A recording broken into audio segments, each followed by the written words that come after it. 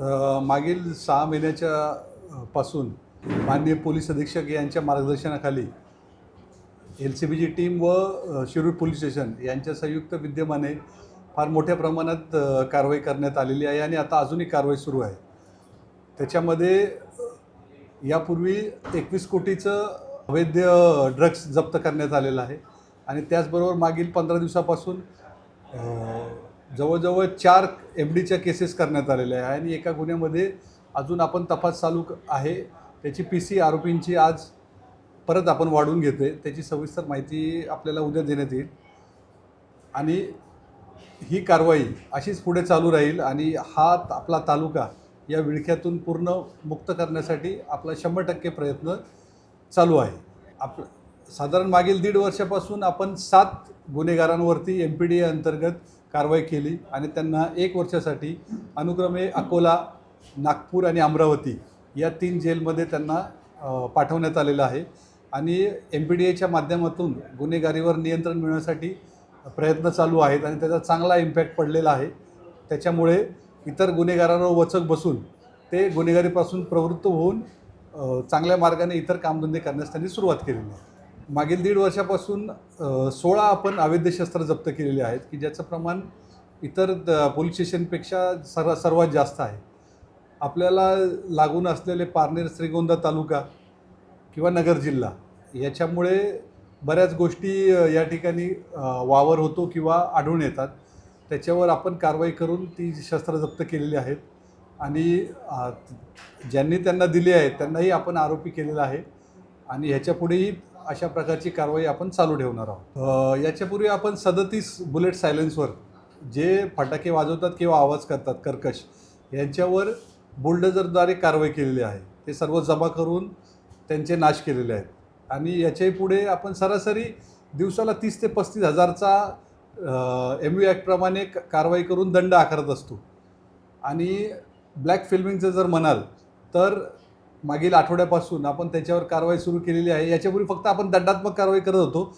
आता आपण त्या गाड्या फिजिकली पोलीस स्टेशनला आणून त्या फिल्म सगळ्या काढून घेतो आणि नंबर प्लेट नसतील तर त्या नंबर प्लेट लावून घेतो नवीन. अशा पद्धतीने कारवाई चालू केलेली आहे. या सद्यस्थितीमध्ये मागील 1.5 वर्षापासून आपण बॅलन्स करून कारवाई करतो आहे.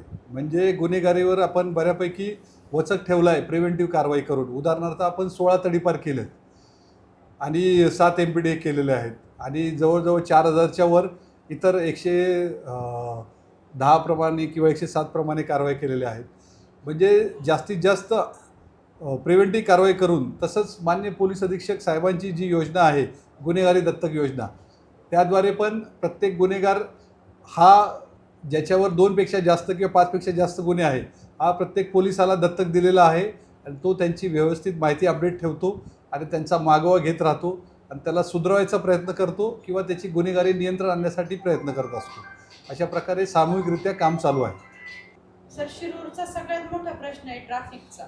आता तो बऱ्यापैकी सॉर्ट आउट आहे पण तरी अजून म्हणावं असं ना पार्किंग आहे ना दुसऱ्या व्यवस्था आहेत, CCTV आहे. मग त्यावरती आपण कशा पद्धतीने कारवाई करायची? याच्यामध्ये पार्किंगसाठी आपण नगरपालिकेशी बऱ्याच वेळा चर्चा केली आहे आणि आता पुढच्या आठवड्यात पण करणार आहोत की पार्किंगचा विषय कसा सोडवता येईल. शहरातले जे पॉईंट्स आहेत ते सर्वांची यादी करून एक सविस्तर अहवाल आपण नगरपालिकेला दिलेला आहे आणि नगरपालिकेमार्फत पूर्ण शहरामध्ये ट्रॅफिक सिग्नल आणि CCTV कॅमेरे हे 2 गोष्टी बसवण्यासाठी आपण प्रयत्नशील आहोत. आता बऱ्यापैकी काय झाले, जे दुकानदार आहेत, व्यावसायिक आहेत, त्यांचे कॅमेरे आहेत ते पण काही गुन्हा घडला तर पोलीस आमच्याकडे येतील, इन्क्वायरी करतील, तो आमच्या डोक्याला मनस्ताप होईल. ह्या कारणाने त्यांनी ते कॅमेरे दुसरीकडे हे करून ठेवलेत. मग तुम्ही नागरिकांना कशा पद्धतीने यासाठी आवाहन करा? मी सर्व व्यापाऱ्यांना आणि सर्व संघटनांना आवाहन करतो की चोरी किंवा कोणतीही घटना कोणाच्याही बाबतीत घडू शकते तर ती टाळण्यासाठी जर प्रत्येकाने सहभाग घेतला आणि एक कॅमेरा जर रस्त्याच्या बाजूला दिशेने ठेवला तर त्याचा नक्कीच फायदा होईल आणि आम्हालाही त्याला काम करायला मदत होईल आणि चांगली सेवा आम्हाला लोकांना देता येईल. किंवा कार्यान्वित करणार आहे. याच्यापूर्वी आपल्याकडे ही यंत्रणा कार्यान्वित होती, आताही आहे, पण ते प्रकर्षाने जाणवतं आहे की अजून चांगल्या प्रकारे होणं अपेक्षित आहे.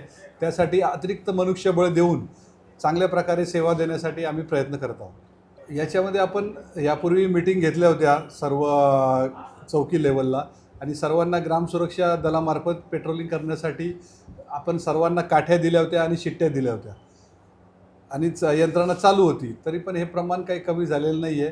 तरी अजून चांगल्या प्रकारे त्याच्यामध्ये काय सुधारणा करता येईल सर्व नागरिकांशी, जसं उदाहरणार्थ की ज्या DP आहेत त्या ठिकाणी जर आपल्याला CCTV कॅमेरे बसवता आले लोकसहभागातून तर त्याच्यामध्ये बऱ्यापैकी पायबंद बसेल. असं उपाययोजना करून त्याला प्रतिबंध करण्यासाठी आम्ही प्रयत्न करणार आहोत.